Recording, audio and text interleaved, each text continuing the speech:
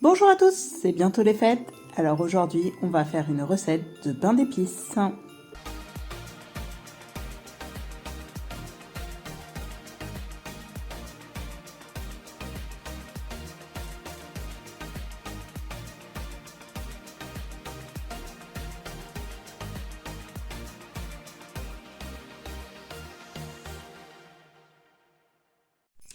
Donc on se retrouve aujourd'hui pour une recette de saison. On va fabriquer un pain d'épices. Moi je préfère fabriquer avec un robot. Je trouve ça beaucoup plus simple pour mélanger. Mais bien sûr, si vous n'en avez pas, vous pouvez faire manuellement.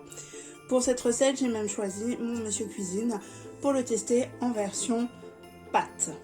Donc on va commencer par la farine. Il nous faut 300 g de farine. Là j'ai choisi de la petite épeautre.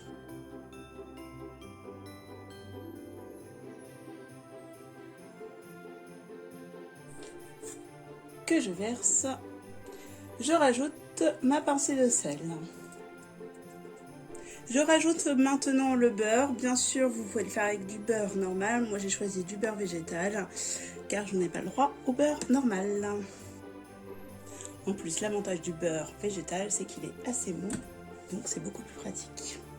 Donc, on va rajouter 100 g de beurre. N'ayant pas le droit aux œufs, je vais rajouter un substitut d'œuf. J'ai choisi la compote de pommes. Donc je vais mettre 200 g de compote de pommes. Je n'enlève pas la compote de pommes parce que là on va rajouter 300 g de miel. Pourquoi je rajoute le miel à la compote? Parce que le miel est peut-être un peu compliqué à après enlever du plat et on en perd. Donc je préfère mélanger à la compote, comme ça au moins je récupère le maximum de matière. On récupère maintenant notre miel avec la compote. Vous voyez, ça s'est mis au-dessus, donc c'est super.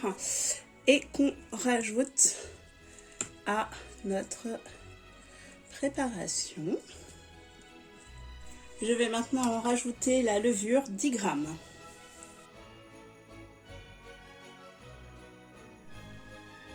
Levure que j'intègre à ma préparation.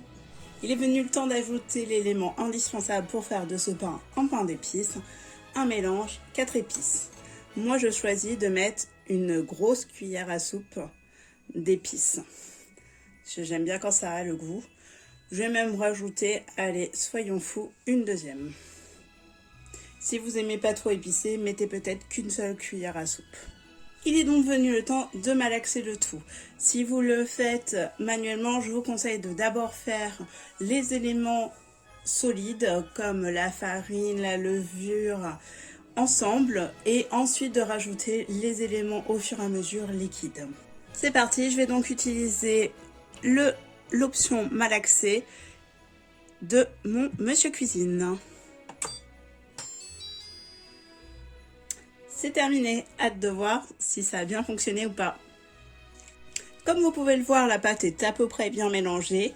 Ça, vous avez plus qu'à le mettre dans des moules que vous voulez. Donc le mieux, c'est d'être dans un moule à cake pour que ça monte plus facilement et que la consistance soit bonne. Mais vous pouvez toutefois utiliser des moules festifs. Comme on est bientôt à Noël, moi je vais choisir un moule sapin. Voici mon petit moule de Noël. J'ai mélangé la pâte avec ce qui restait, qui n'était pas bien mélangé. Et ne pas remplir complètement parce que ça va monter un petit peu. Donc il faut que ça puisse lever. Je tapote. Le reste de la préparation, je vais mettre ça dans un moule à cake. Vous pouvez maintenant enfourner les deux préparations à 170 degrés pendant 50 minutes. Nous voilà de retour, donc ça a fini de cuire et de refroidir pour un démoulage plus facile. Donc j'ai mis moi 1 heure à 170 degrés parce que je n'ai pas fait de préchauffage et que ça va assez vite en chaleur tournante. Si votre four n'est pas très rapide, préchauffez plutôt et mettez que 50 minutes. Voilà, donc j'ai bien testé, hein, vous voyez le petit trou, j'ai testé pour vérifier que c'était bien cuit dedans. Donc un conseil, ne pas manger le jour même, le meilleur c'est de le manger le lendemain, voire même le surlendemain si vous arrivez à tenir jusque là.